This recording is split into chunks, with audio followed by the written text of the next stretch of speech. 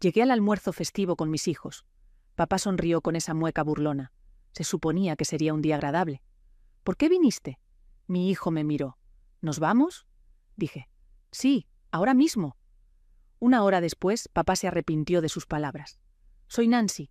Soy la hija que siempre dice que sí.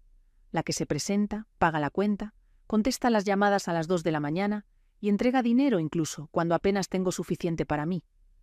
Tan solo el mes pasado les envié más de 14.000 pesos a mis padres. La mitad fue para las reparaciones urgentes del carro de mi papá, que curiosamente se convirtieron en un asador nuevo para el jardín y unos audífonos inalámbricos para sus caminatas.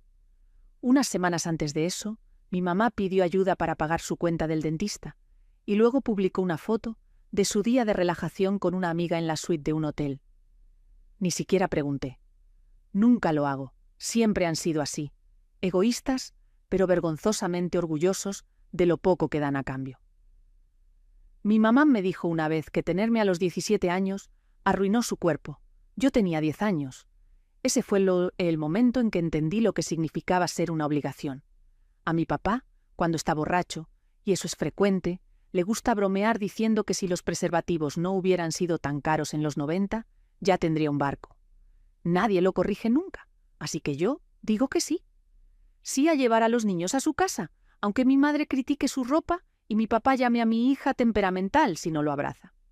Sí a pagar su internet para que puedan ver series en línea e ignorar mis llamadas. Sí a mantener una cuenta mancomunada solo para emergencias, la cual tratan como un cajero automático con mi nombre. Así que, cuando llegó el mensaje habitual, almuerzo festivo mañana, casi no respondo, pero lo hice. Estaremos ahí.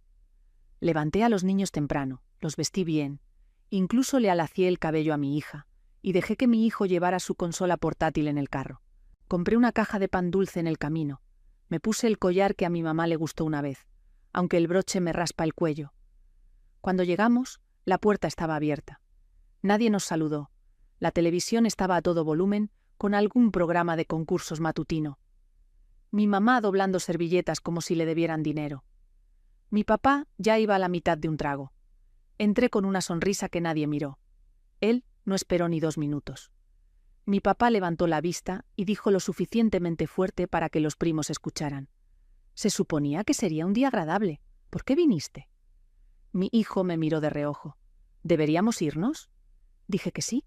Ahora mismo, sin drama, sin escándalo. Me di la vuelta. Los niños me siguieron. La puerta se cerró detrás de nosotros. El pan dulce seguía en mi mano intacto. Terminamos en un restaurante familiar a 25 minutos de distancia. Dejé que pidieran panqueques con chispas de chocolate y refresco a las 11 de la mañana. Yo no comí mucho, solo tomé café a sorbos, mientras el zumbido en mi pecho se asentaba en algo más claro, algo definitivo. Exactamente 1 hora después, sonó mi teléfono. Era él. No para disculparse, no para preguntar si los niños estaban bien. Quería saber por qué la cuenta compartida mostraba repentinamente un saldo de 0. No contesté. Solo miré la pantalla hasta que dejó de sonar. Luego, abrí la aplicación de mi banco, presioné un último botón y sonreí. La primera llamada la ignoré. La segunda llegó 5 minutos después. Luego un mensaje de texto. Llámame. ¿Qué diablos está pasando? Yo sabía lo que estaba pasando. Finalmente se dio cuenta de que ya no podía usar mi dinero como una tarjeta de crédito de respaldo. Transferí hasta el último centavo de la cuenta compartida a la mía y envié una solicitud para cerrarla. Había estado pensando en ello durante meses, solo necesitaba el empujón. Resulta que todo lo que hizo falta fue una frase engreída de su parte frente a mis hijos. En el restaurante, mi hija preguntó si volveríamos a ir allí alguna vez. Le dije, probablemente no. Él se encogió de hombros. Qué bueno. Para cuando llegamos a casa, tenía 6 llamadas perdidas. 3 de mi papá, 1 de mi mamá, 2 de un primo que nunca me habla, a menos que haya chismes. Puse mi teléfono boca abajo y lo dejé ahí. Los niños se acomodaron en la sala con una película y yo subí y abrí la vieja caja de madera que guardaba en mi armario. Adentro estaba cada recibo, cada transferencia, cada correo electrónico que enviaron pidiendo ayuda. Comencé a imprimirlos. Esto no era para ellos. Esto era para mí. Un registro de todas las veces que di cuando no debería haberlo hecho. De todas las formas en que intenté ganar algo que debería haber llegado libremente. Entonces llegó el correo. Asunto. ¿En serio? ¿Después de todo lo que hemos hecho por ti? Era de mi mamá. 5 párrafos de culpa y 0 responsabilidad. Aparentemente, los estaba avergonzando al salir furiosa frente a todos. Dijo que estaba exagerando y haciendo a los niños débiles. Terminó con: «Tienes suerte de que siquiera te incluyamos todavía». Esa línea encendió algo en mí. Hice clic en responder y por una vez no me contuve. Le dije cómo recordaba tener 11 años y escucharla decirle a mi tía que se suponía que yo nunca debía haber nacido. Cómo, me dijo, que ocultara mi segundo embarazo de sus amigas, porque no quería que la gente pensara que yo era irresponsable. Cómo dejó que mi papá me llamara floja e inútil después de que me despidieron, incluso cuando yo todavía pagaba la factura de su teléfono. Escribí y presioné enviar antes de que pudiera convencerme de no hacerlo. 20 minutos después, mi papá llamó de nuevo. Esta vez contesté. Ni siquiera dijo hola. Simplemente comenzó con cómo lo avergoncé, cómo todos en el almuerzo pensaron que estaba siendo dramática. Me dijo que mejor arreglara la cuenta antes de que los pagos fueran rechazados. Dije que no. Se quedó callado. Le recordé que una vez dijo que yo nunca llegaría a nada porque me embaracé a los 19 años. Que cuando me gradué de la carrera técnica con honores, él no se presentó porque dijo que no era una escuela de verdad. Le dije que había terminado de dejar que la gente que no me respeta viviera de mí. Luego colgué. Mis manos temblaban, pero se sentía correcto. Abajo llamó mi tía, la que siempre observaba desde lejos. Dijo que escuchó lo que pasó y quería que supiera que estaba orgullosa de mí, que había estado esperando años a que yo cortara la dependencia. Luego dijo: «Déjame contarte lo que tu mamá ha estado diciendo de ti a tus espaldas». Cerré la puerta de mi recámara y me senté en el piso mientras mi tía hablaba. «No se guardó nada», dijo. «Tu mamá le ha estado diciendo a la gente durante años que siempre estabas pidiendo ayuda, que eras mala con el dinero y no podías mantener a un hombre, que usabas a tus hijos para dar lástima, que estarías perdida sin ellos». Me reí en voz alta en esa parte, perdida sin las 2 personas que nunca se presentaron a las fiestas de bienvenida de mis bebés, que olvidaron mi cumpleaños 2 años seguidos, que me hicieron llevarme el recalentado de Navidad a casa en una bolsa de plástico del súper, mientras mi primo se iba con una charola de aluminio del tamaño de una maleta. Mi tía continuó. Me dijo que la razón por la que la familia siempre parecía distante, por la que nadie me buscó después de mi divorcio, por la que la gente evitaba invitarme a reuniones, era por culpa de ellos. Mi mamá me había estado pintando como inestable, demasiado sensible, difícil de tratar. No era solo que no me defendieran, se aseguraron de que yo fuera la burla de la familia. Me quedé callada mientras mi tía hablaba, dejé que sacara todo. Dijo que quería intervenir hace años, pero no quería empeorar las cosas para mí. Pero ahora que finalmente había puesto un límite, ya no iba a quedarse callada. Terminó la llamada con algo que no esperaba. «Si necesitas algo, vienes conmigo. Ya has hecho suficiente por ellos». Esa noche no dormí. No podía dejar de reproducir los momentos en que solía defenderlos. Cuando mis amigos preguntaban por qué todavía les hablaba, siempre tenía alguna excusa. Tuvieron una vida difícil. No saben actuar mejor. Tienen buenas intenciones. Nada de eso era cierto. Volví a revisar mis correos, imprimí más recibos. La lista era más larga de lo que pensaba. Escribí fechas y razones junto a cada transferencia. Deducible del seguro de papá. Fin de semana en el casino. Dinero para la medicina de mamá. Bolsa de diseñador nueva que publicó una semana después. Regalo de cumpleaños para mi primo, que ella olvidó comprar. Cada mentira, cada manipulación en papel, todo a la vez.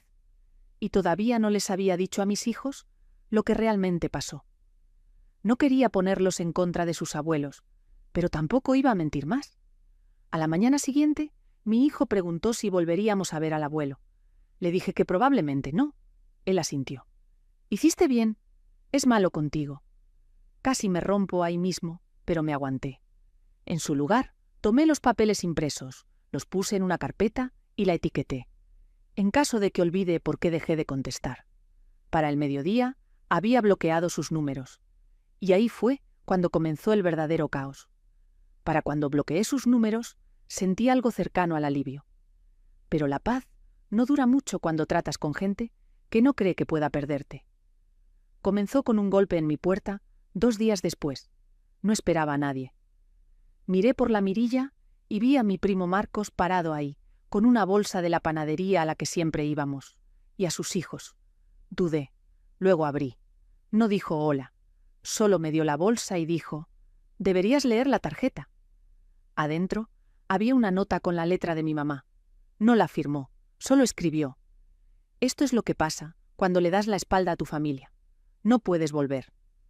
No era una disculpa, ni siquiera era una amenaza. Era una declaración. Como si yo fuera la que se alejó de algo bueno. Como si yo fuera la que rompió las reglas. Miré a Marcos y le pregunté si estaba de acuerdo con ella.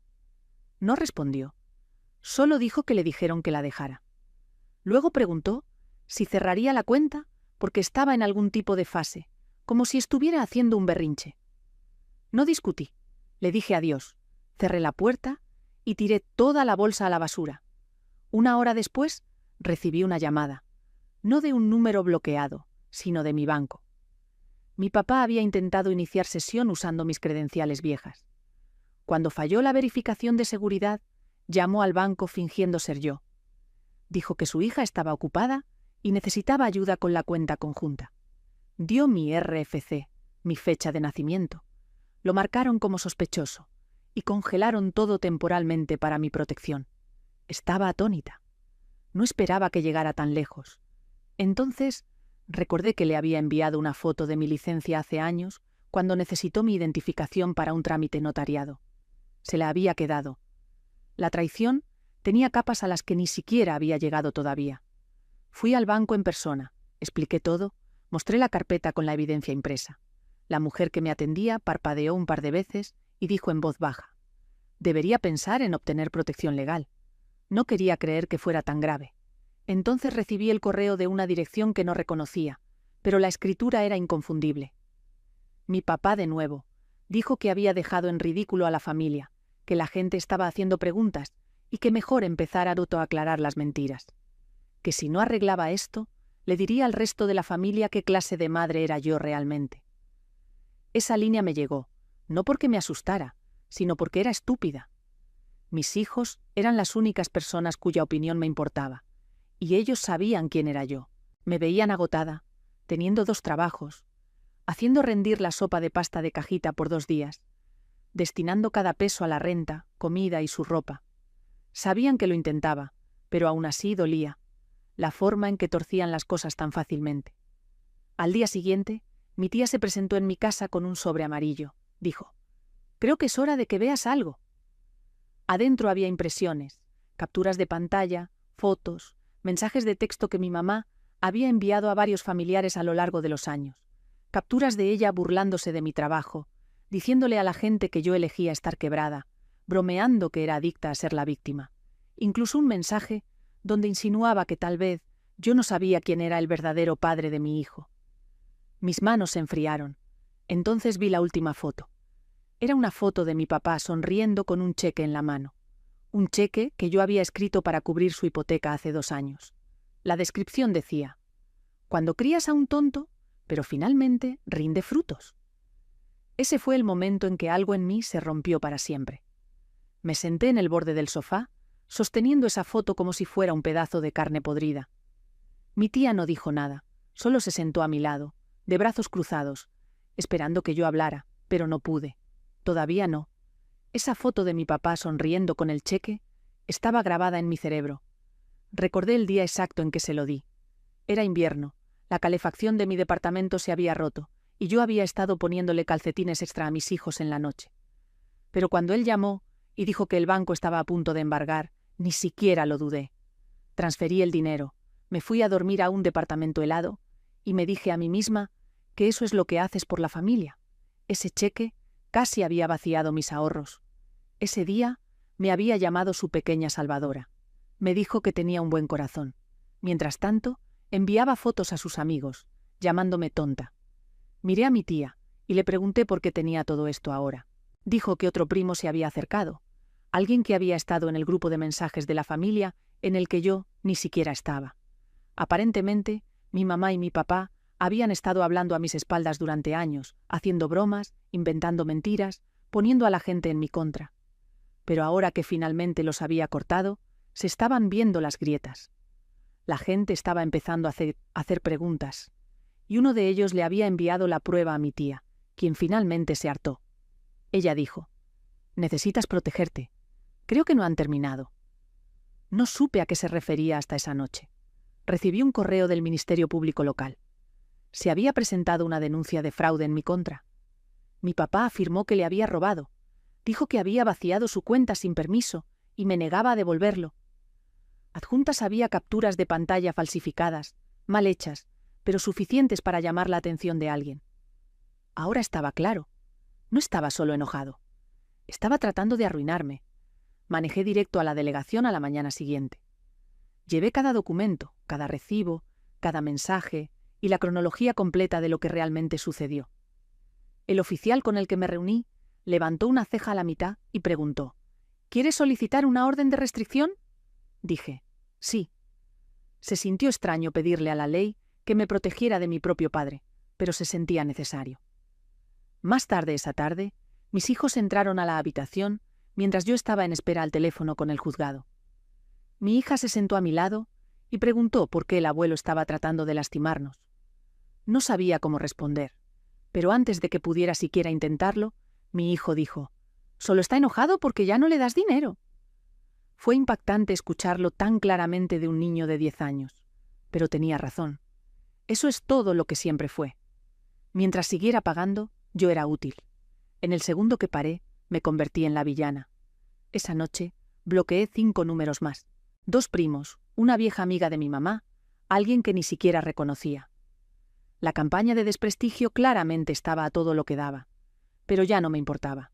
Había visto todo lo que necesitaba.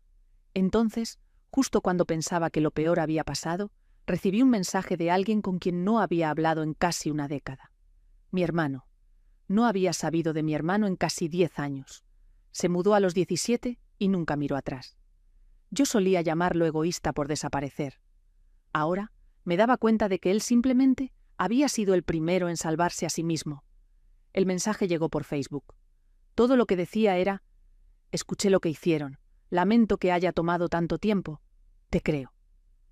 Me quedé mirando esa línea durante mucho tiempo. Ni siquiera sabía que él seguía lo que estaba pasando. Apenas recordaba cómo sonaba su voz. Nos enviamos mensajes un poco. Me dijo que todo lo que yo estaba descubriendo ahora, él lo vio hace años. Por eso se fue. Dijo que la única razón por la que no me había contactado antes era porque nuestro papá le dijo que yo no quería tener nada que ver con él, que yo lo culpaba por abandonar a la familia. Una mentira completa, dijo.